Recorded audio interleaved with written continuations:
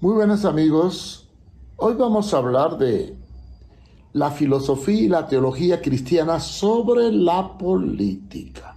Sí, vamos a hacer un análisis filosófico, histórico y teológico de cuál debe ser la posición de la Iglesia frente a las corrientes políticas modernas. Porque, como ustedes verán en el estudio, siempre repetimos los mismos errores.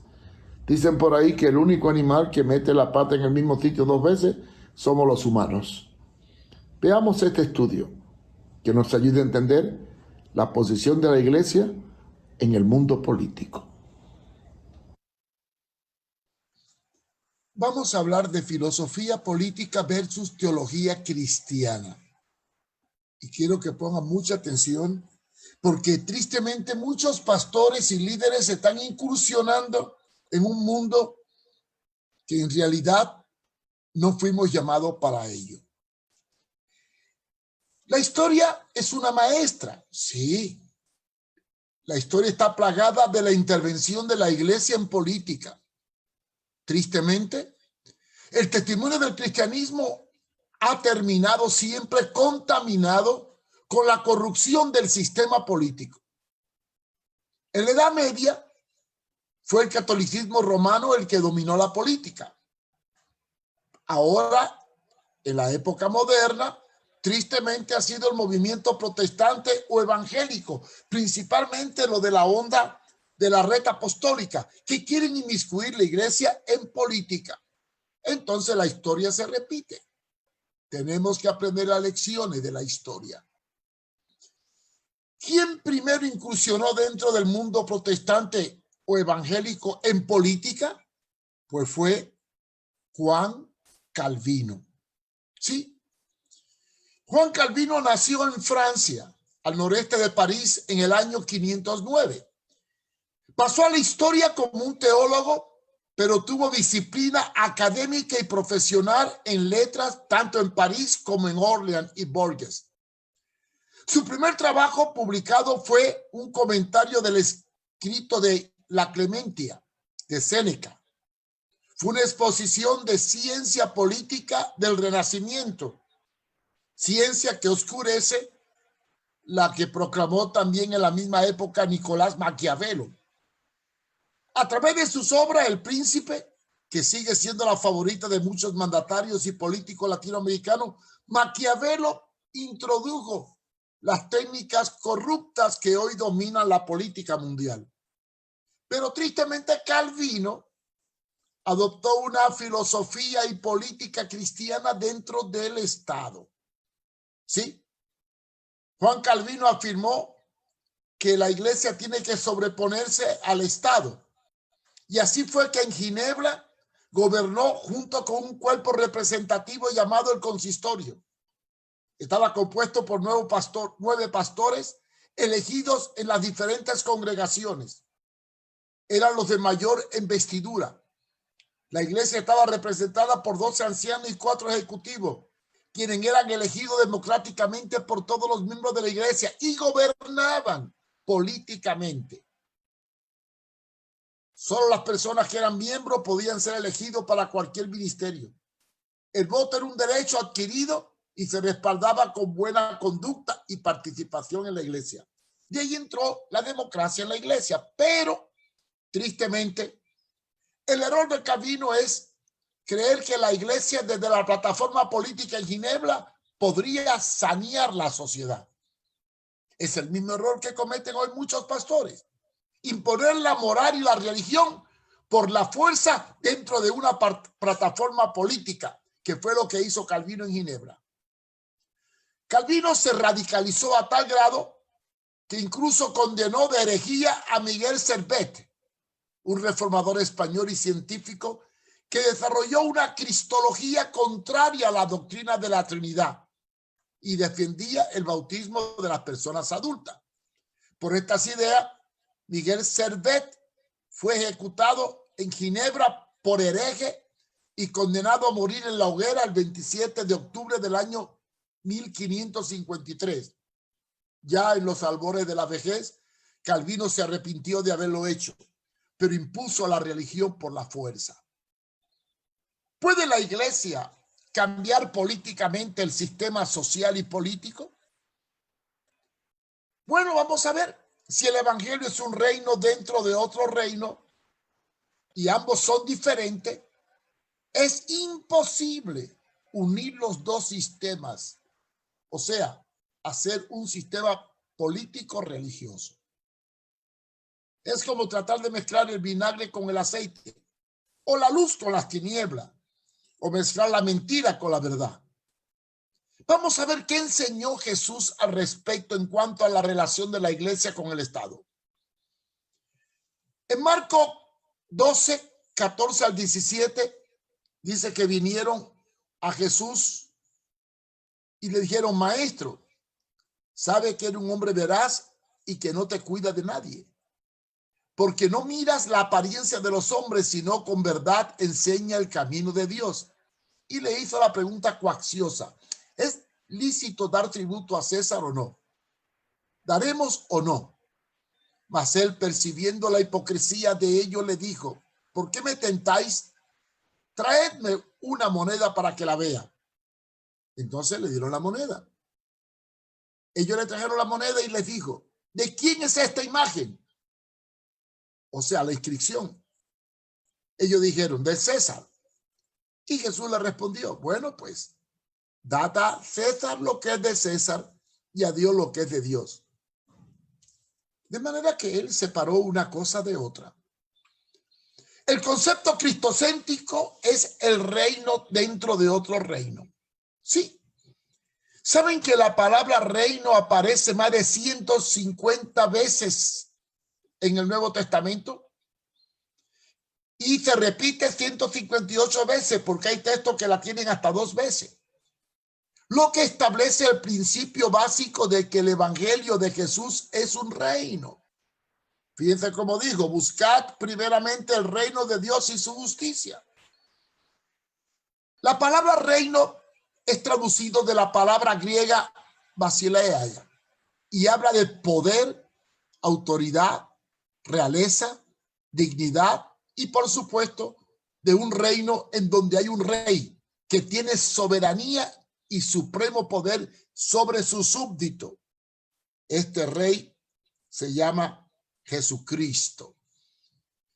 La realeza habla de dignidad y la función del rey. Un reino es un territorio gobernado por un rey. ¿Qué significa el reino de Dios? Bueno, veamos a ver. Este término habla de un lugar donde reina Dios, donde se hace la voluntad de Él. Actualmente el reino de Dios es invisible, pero real.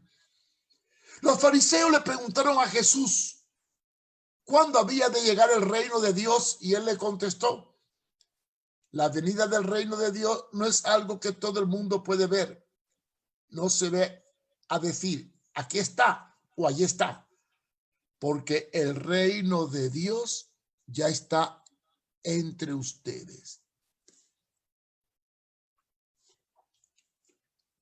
Jesucristo no ordenó predicar un evangelio cualquiera, no, él ordenó predicar el evangelio del reino, o sea, un evangelio proclamado dentro de otro reino. Y será predicado el evangelio del reino a todo el mundo para testimonio a todas las naciones, y entonces vendrá el fin. En Lucas 4:43 dice: él le dijo: es necesario también a otras ciudades anunciar el evangelio del reino, porque para esto ha sido enviado. Y en Hechos 8:12 dice: pero cuando creyeron a Felipe, que anunciaba el evangelio del reino de Dios y el nombre de Jesucristo, se bautizaban hombres y mujeres. Y cuando Pilato confrontó a Jesús y le preguntó si reinaba aquí o qué pensaba del reino que él proclamaba y del cual lo acusaban los judíos que querían derrocar el imperio romano, Jesús le contestó: mi reino no es de este mundo. Si mi reino fuera de este mundo, mis servidores habrían luchado para que no cayera yo en manos de los judíos, pero mi reino no es de aquí. La Biblia establece solo un principio: la separación de la iglesia del mundo. Segunda de Corintios 6:14. No os unáis en yugo desigual con los incrédulos. Porque, ¿qué compañerismo tiene la justicia con la injusticia? ¿Y qué la comunión de la luz con las tinieblas? Mateo 6:24 es muy explícito Jesucristo. Nadie puede servir a dos señores, porque o aborrece al uno y amará al otro, o estimará al uno y menospreciará al otro. No podéis servir a Dios y a las riquezas. Y Mateo 7:13. Entrar por la puerta estrecha, porque ancha la puerta y espacioso el camino que lleva a la perdición, y muchos son los que entran por ella. Hermanos, no podemos asociar ni mezclar una cosa con otra. ¿Por qué la iglesia no puede inmiscuirse en política o los líderes? ¿Podemos regenerar espiritualmente al mundo mediante la política? Imposible. ¿Por qué? Porque para poder vivir una vida cristiana hay que nacer de nuevo y forjar una nueva criatura, no por imposición, sino por conversión. Cristo dijo, os es necesario nacer de nuevo. Además, segunda de Corintios 5:17 dice, de modo que si alguno está en Cristo, nueva criatura es. Las cosas viejas pasaron y he aquí todas son hechas nuevas. ¿Puede la ley regenerar al hombre? No. La ley indica el pecado, la falta, el error, la transgresión, pero no puede regenerar al hombre. Gálatas 3:24 dice, de manera que la ley ha sido nuestro ayo para llevarnos a Cristo, a fin de que fuésemos justificados por la fe. ¿Qué es un ayo? El ayo es o pedagogo, era el esclavo que cuidaba a los niños, una nodriza, y los llevaba a la escuela y los vigilaba y los castigaba. Hay una teología que se ha introducido en la iglesia, se llama teología del dominionismo. Dominionismo es un término usado para describir la filosofía de cristianos conservadores que políticamente están activos y quieren buscar y ejercer influencia de la iglesia sobre el gobierno civil o secular para imponer la moral cristiana por la fuerza. Esto comenzó en Estados Unidos y el objetivo de este movimiento es el establecimiento de una nación gobernada por cristianos. Y ahí tenemos la lista de los que están metidos en este lío del dominionismo. Pueden leerlo y ver que buscan inmiscuir la iglesia en los asuntos terrenales. También esta corriente de dominionismo se llama el reino ahora. Es una falsa teología que se nutre de conceptos tales como hay que conquistar, gobernar, autoridad, dominio, manifestación, visión del reino, el reino aquí y ahora, la conquista del territorio, etcétera, etcétera. ¿Verdad que suena muy conocido todo esto? Estas son palabras y frases que se oyen habitualmente dentro de las iglesias que están asociadas a este movimiento apostólico y profético y que promueve la intervención de los pastores en política. Todo comenzó cuando Pat Robertson aspiró a la presidencia hace años atrás. Él fue el promotor de la iglesia inmiscuyéndose en política en Estados Unidos. Él escribió un libro llamado Las leyes del reino y afirmó que hay una promesa de esperanza y libertad en el mundo lleno de confusión, pero para ello debíamos alcanzar como cristianos el poder político.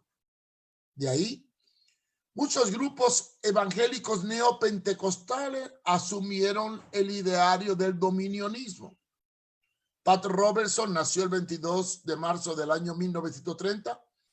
Es un americano magnate que impulsó estos movimientos en Estados Unidos. Es una utopía, un absurdo el tratar de sanar la sociedad por la causa política. Es imposible mezclar la luz con las tinieblas, así como es imposible regenerar al hombre desde una plataforma política sin que tenga una experiencia con Dios.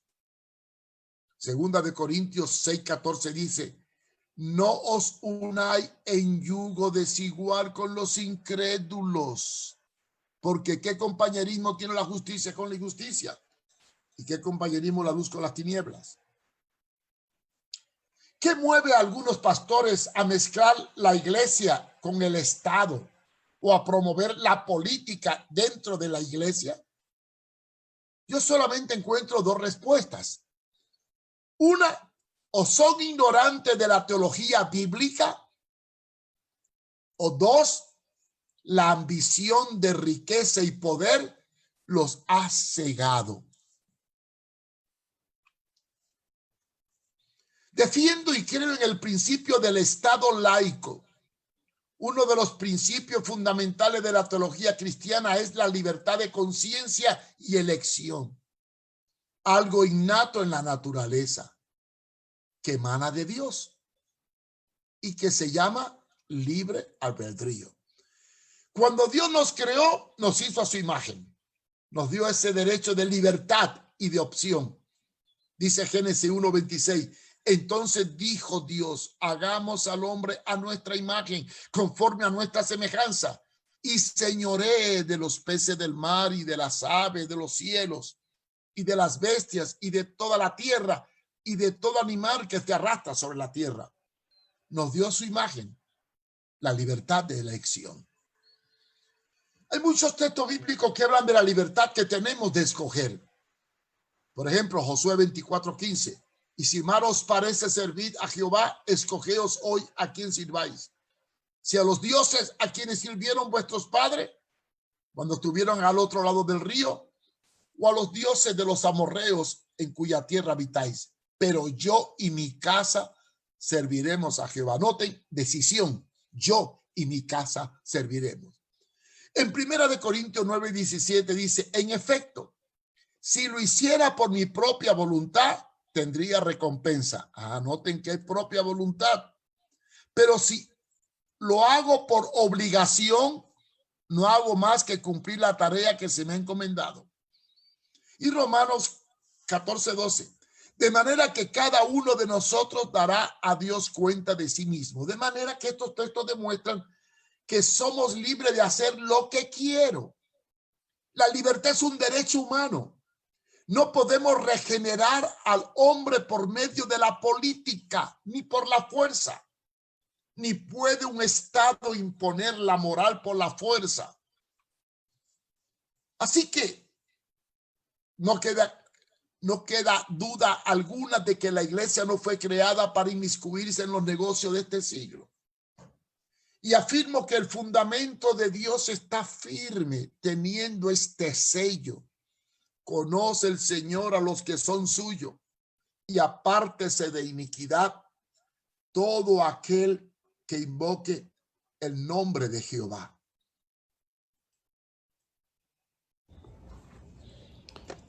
¿Estamos claros?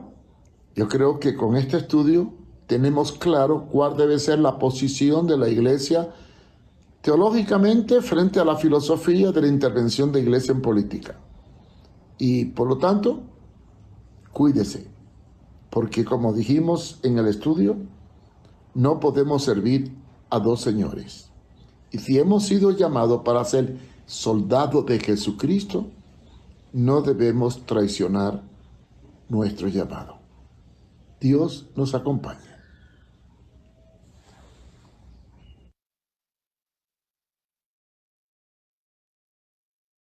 Gracias por su sintonía. Cualquier pregunta puede escribirme al correo electrónico mariofumero@hotmail.com o buscar estas enseñanzas en mi página web www.contralapostasía.com o en YouTube.